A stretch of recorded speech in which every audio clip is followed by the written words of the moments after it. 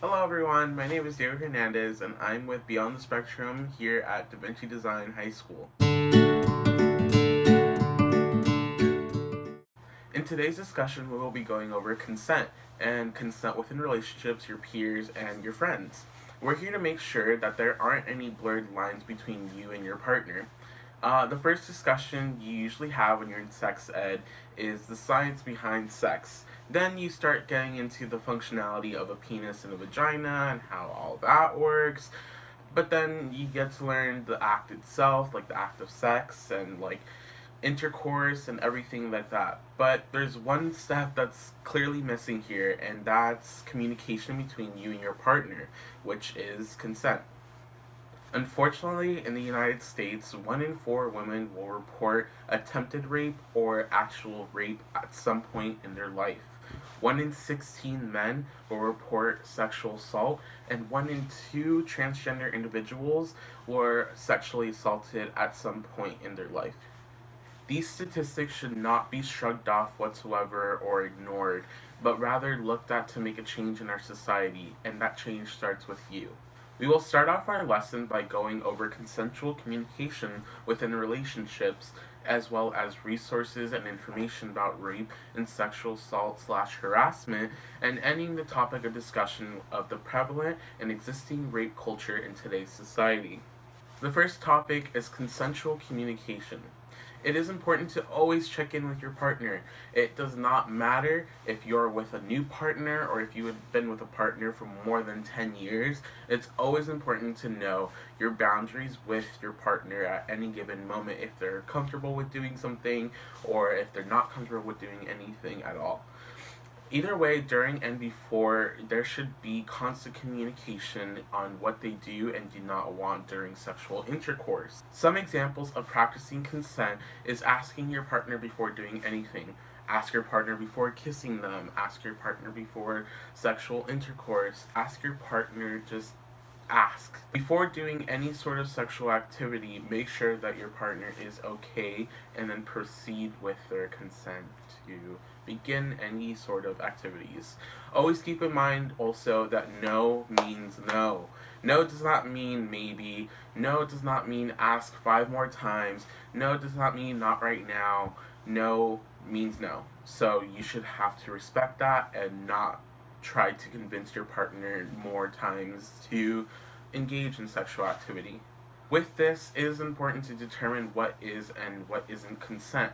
The first determination is that both parties have to be fully conscious. Consent means both participants must give a yes to sexual intercourse or any other act. If they are unable to walk, think, or speak clearly without any sort of intoxication or being under the influence of anything else, they cannot legally give consent under any circumstances whatsoever.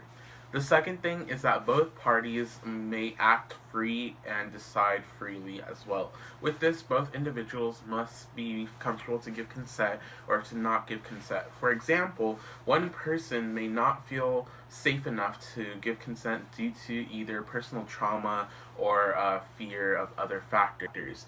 Additionally, one may give consent because of fear of what may happen to them if they don't, such as fear of their partner may leaving them.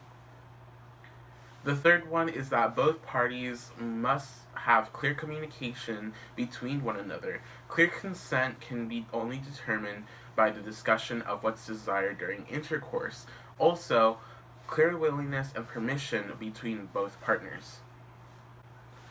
The fourth one, both partners are honest and sincere. Within a relationship, there should not be any fear when discussing what you don't like or what you do like or what you're not really okay with. There should not be any fear whatsoever. Honesty is the base and support of any healthy and stable relationship. The fifth and final one is consent is allowed to be taken back at any given time, whether you've started intercourse or you haven't started intercourse, or you're not really okay with something during intercourse. If your partner decides not to go further, the only okay response should be, alright, that's cool, we can stop. There should be no fighting them whatsoever or convincing them further to continue with the act that they're not okay with or questioning their decision. They have the right to decide at any given time what they do and do not want. The next topic of discussion is sexual assault and sexual harassment. Every 107 seconds, an American is sexually assaulted. Sexual assault includes rape or attempted rape, groping, sexual harassment such as sending unsolicited nude photos, inappropriate or verbal communication with them, or suggestive language between two individuals. And sexual assault can be visual or verbal. It is anything that forces a person to join in on any unwanted sexual contact or attention. It is important to know that sexual assault survivors are never to be blamed. Those that committed the crime of disrespecting another person's body are the ones to blame.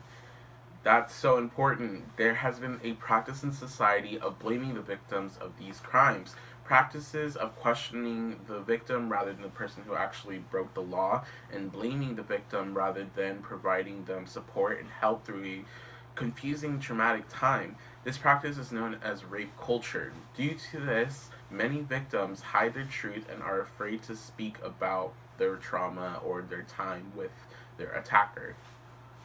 This is caused by two different things. The first one is the fear that they will be blamed for what happened to them, and the second is that they will not be believed if they decide to tell anybody about their traumatic time.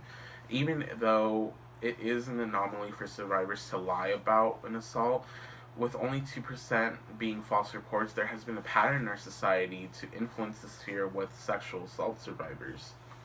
Additionally, with this, it is important to ask yourself, how can I make a difference? The answer is to believe and listen if someone reports to you about a sexual assault and make sure that they're safe.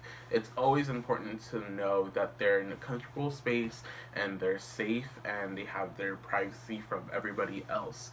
If you are the survivor of a rape or a sexual assault, you are not to be blamed. I know it. Something you didn't deserve or even ask for was done to you. It's not under any sort of control of yours, and you are worthy of support and help through this confusing time.